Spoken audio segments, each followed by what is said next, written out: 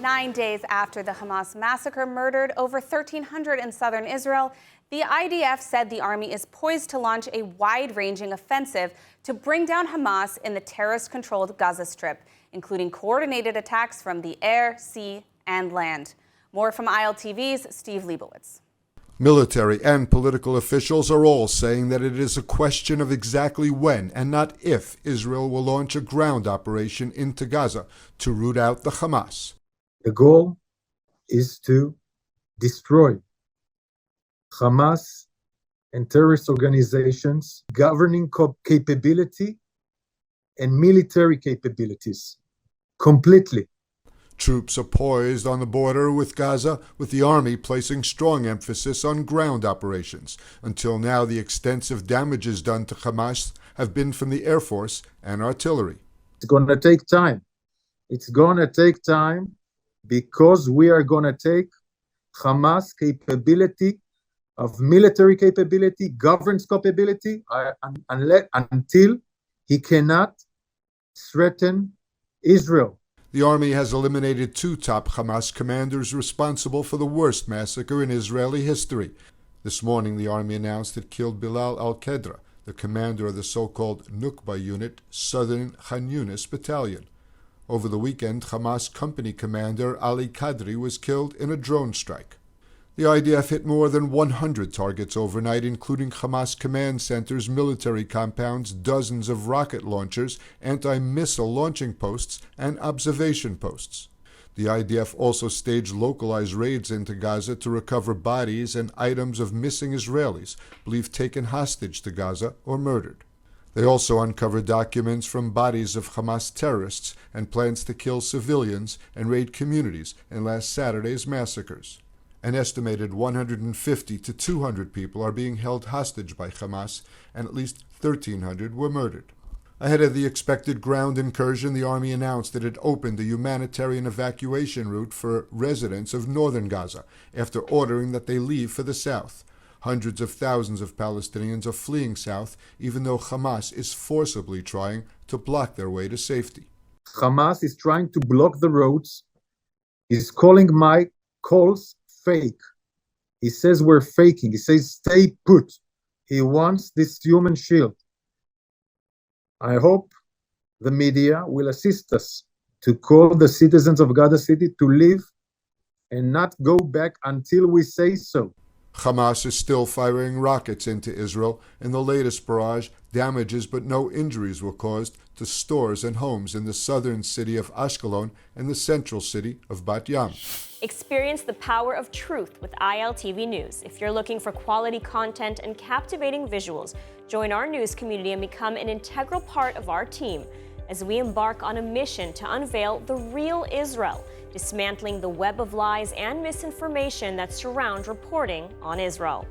By subscribing to ILTV News, you will not only have access to the latest updates, but you will also amplify our message, creating a ripple effect that carries the truth far and wide. Subscribe today and help reshape the narrative. Available on the web, Android, and Apple. Well, Israel is reportedly preparing for some sort of ground invasion and is also dealing with threats from the north. We turn to Brigadier General in Reserves Meir Panim to discuss the situation on Gaza's border as well as the northern front. Thank you so much for joining us. Just to kick things off, the IDF and political leaders are all saying that the IDF offensive into Gaza is imminent. Is that also your assessment? Yes, definitely. I think the goals of the war are really clear. We have to destroy Hamas. We have to completely make sure that Gaza is clean of terrorists. And this requires a massive ground, air, and Navy operation in Gaza. It will take time. It's a very, very big operation, and it will take months to achieve these goals. Now, is it clear exactly what the goals of this operation are? I mean, is it to occupy or reoccupy Gaza? Is it only to take out Hamas? What is the goal as you define it, and is it achievable? Of course it's achievable, but to achieve it, you need to conquer Gaza. And then you need to spend months and months cleaning all of Gaza from leaders of terror, of terrorists, of infrastructure, of tunnels, of rockets. Everything that the Hamas built for so many years needs to be destroyed. And the day after, Gaza needs to be completely cleared from any terror armies, capabilities, manpower. And this is the goal, and it's a very clear goal from the government and also to the military. So when it comes to clearing out terrorists from Gaza, would that also include the other Iranian-backed terror groups such as Islamic Jihad, or is the operation focused on Hamas for now? It's focused on any terrorist that is holding a weapon or arms or anything that can harm Israelis. So we're going to destroy all the terror infrastructure that exists in the Gaza Strip. And we're going to create freedom of operation to the IDF to maintain this afterwards. It's not enough to succeed destroying it. We must make sure that they will never, ever be able to rebuild their capabilities again. And how long do you think this type of operation could take, or is it just too soon to say? It will take many months. I mean, you have to differ between the initial maneuver going into Gaza, into centers of gravity inside Gaza that must be destroyed. This is the first part. Usually it's faster, and then it takes months and months to really go inch by inch the whole Gaza Strip and completely destroy all the capabilities and the terrorists and leaders of terrorists that are inside Gaza.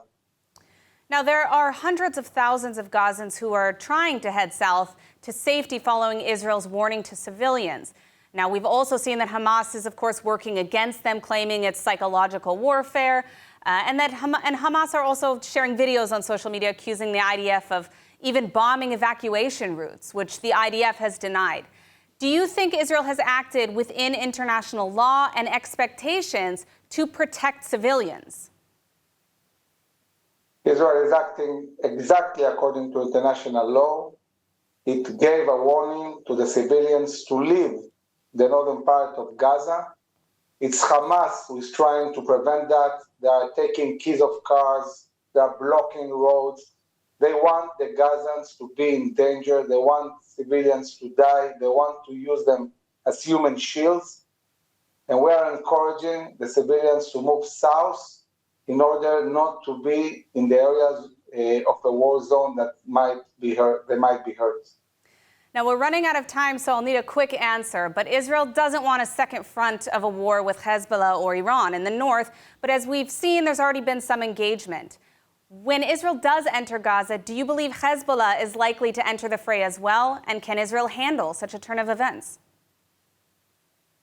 Israel army has been built to fight in more than one front. I think that it's Iran interest not to really launch an attack, a full-scale attack of Hezbollah, because then we'll destroy Hezbollah and Hamas, and Iran will remain completely alone, and this will make it very easy for us afterwards to destroy also the capabilities of Iran. So it comes as no surprise that in the surprise attack on Saturday, it was only Hamas and not Hezbollah. Mm-hmm. So to take a decision when there are American forces that are posing also a threat to Iran and Hezbollah, when the IDF is in full readiness in the south and in the north, we have mobilized our whole army.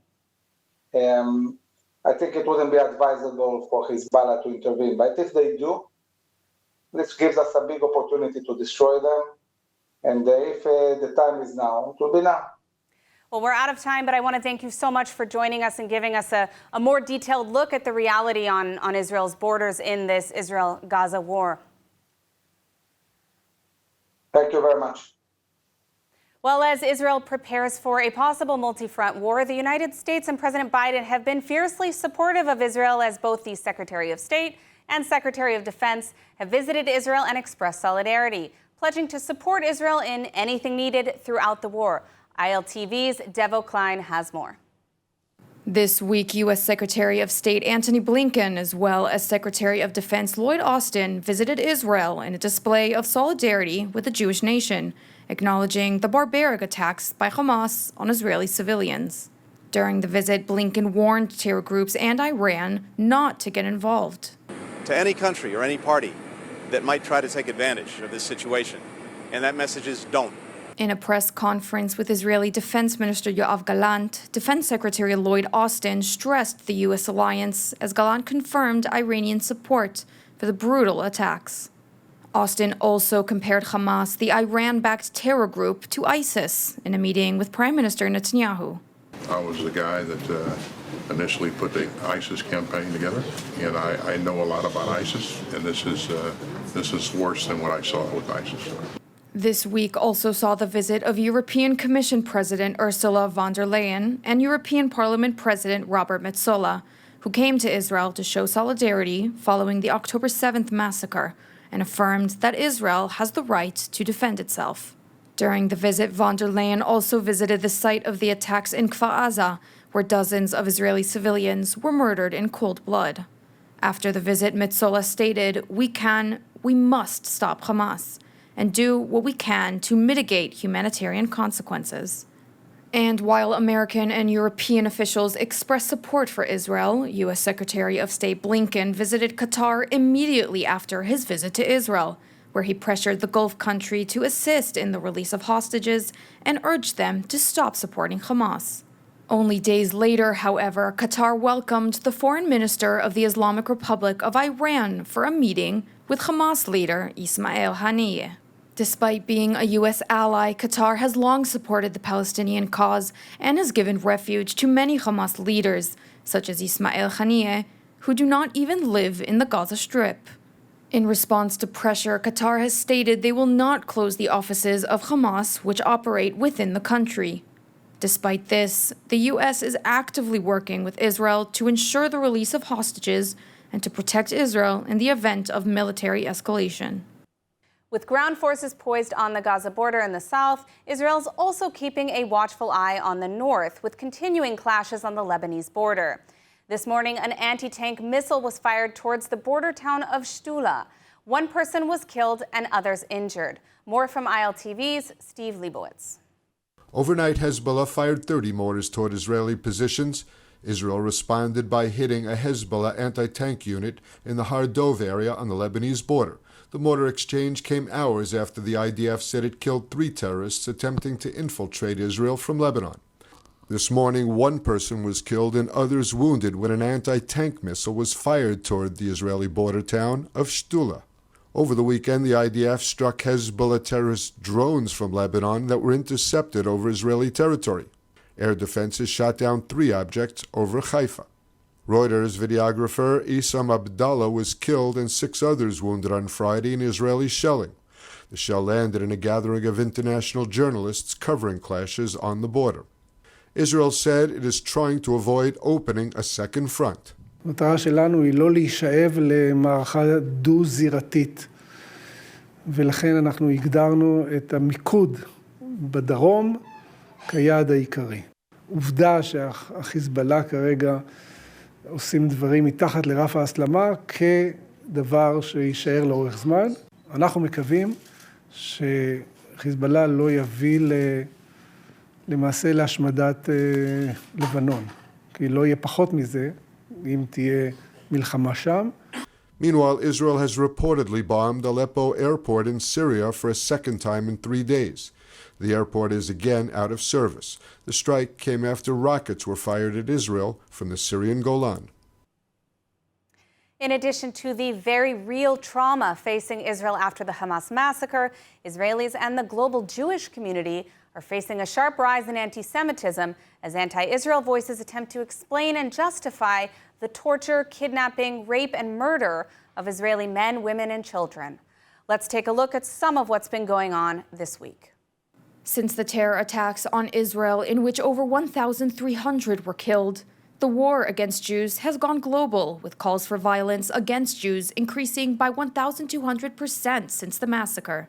In France, while pro-Palestinian protests were banned due to their propensity to violence, The protesters' violent rioted anyways, and multiple anti-Semitic incidents took place, including a stabbing attack. French police have deployed 10,000 police officers to protect the Jewish community, approximately 1 police officer for every 45 Jews. In the Netherlands, Jewish schools were closed due to threats of terror, and in London, anti-Israel protests saw Palestinian activists attacking police and defacing the Israeli flag. Other footage from London showed Muslim women tearing down photos of missing Israelis from public spaces. In Mexico, outside the Israeli embassy, "Death to Zionists" was graffitied, and both Canada and Portugal also saw incidents of anti-Semitic vandalism. In Germany, less than 100 years after the Holocaust, Jewish homes were marked with the Star of David in multiple locations.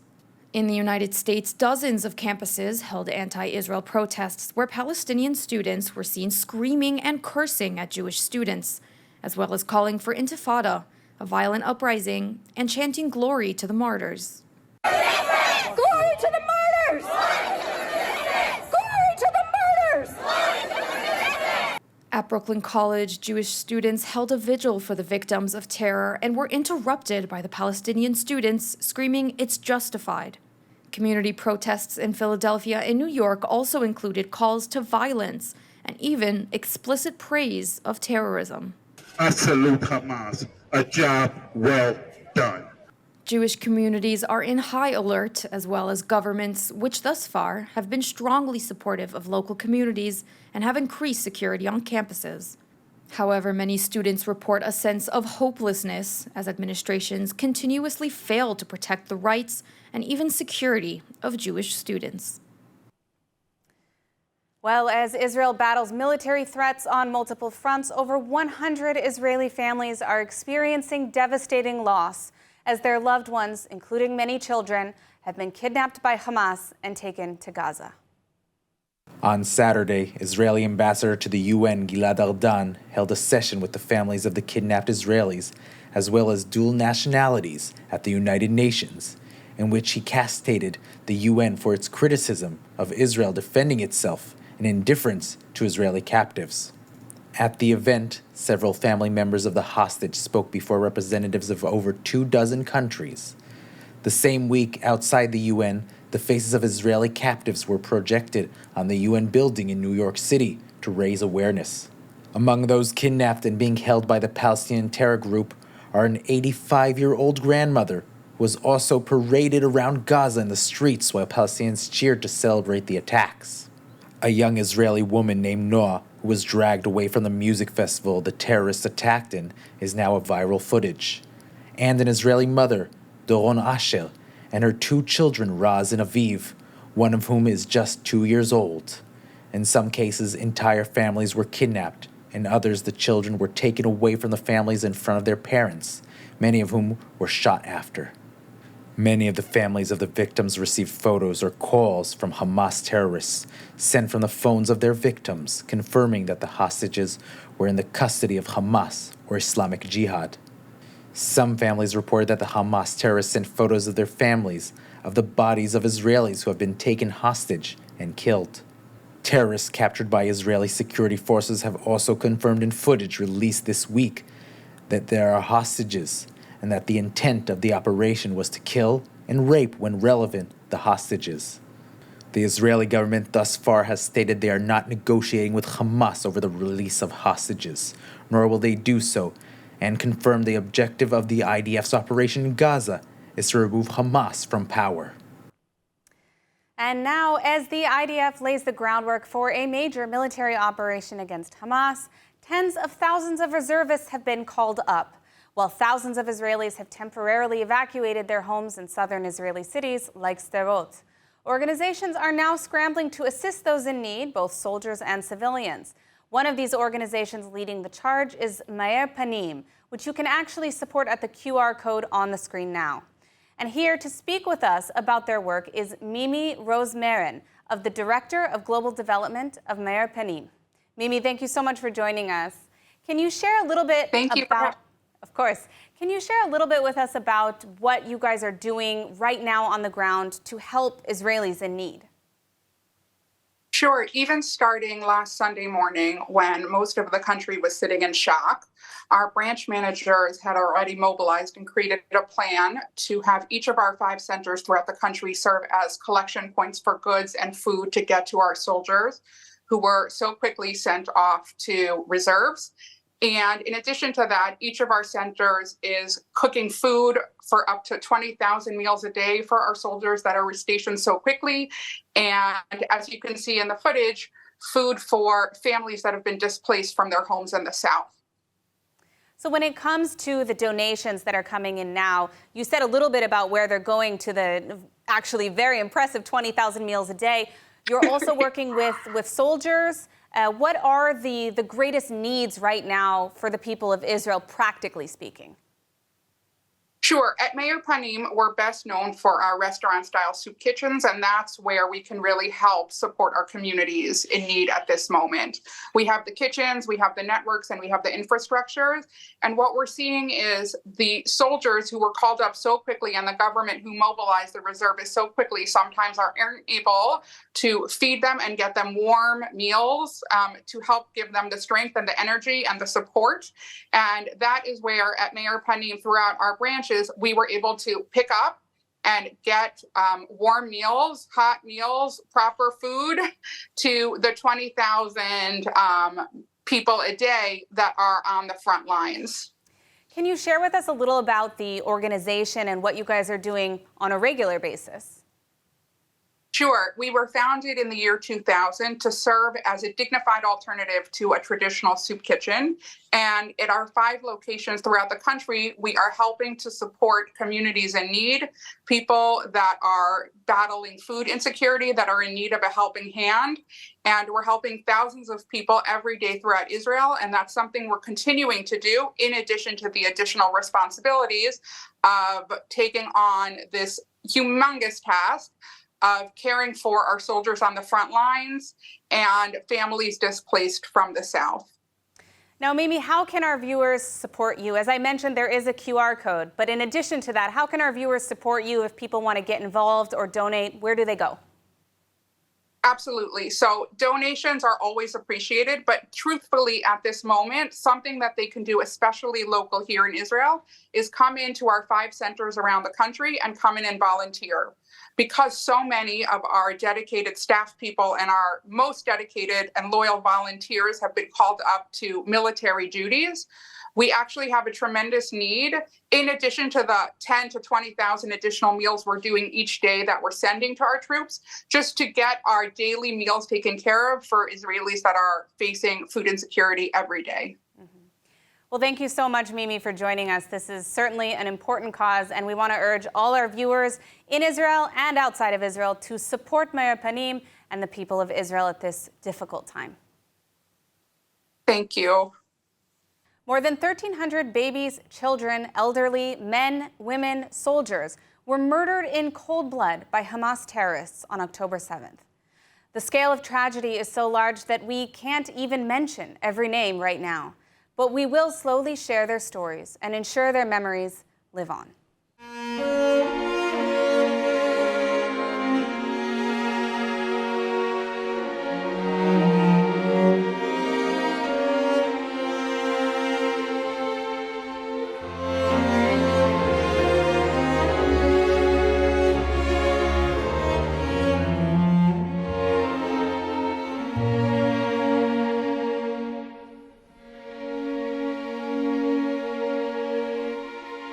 More than 1,300 lives senselessly lost, hundreds of Israelis still unaccounted for, and dozens still being held hostage in Gaza. Not a single Israeli is not impacted by these horrific events of October 7th, and today, all of Israel mourns. And now let's take a look at the weather forecast. Rainy showers are expected tonight through most of the country tonight, with the temperatures expected to reach lows of 17 degrees Celsius or 64 degrees Fahrenheit. Then tomorrow, more rain expected in the early morning, followed by cloudy skies with highs of 28 degrees Celsius or 79 degrees Fahrenheit.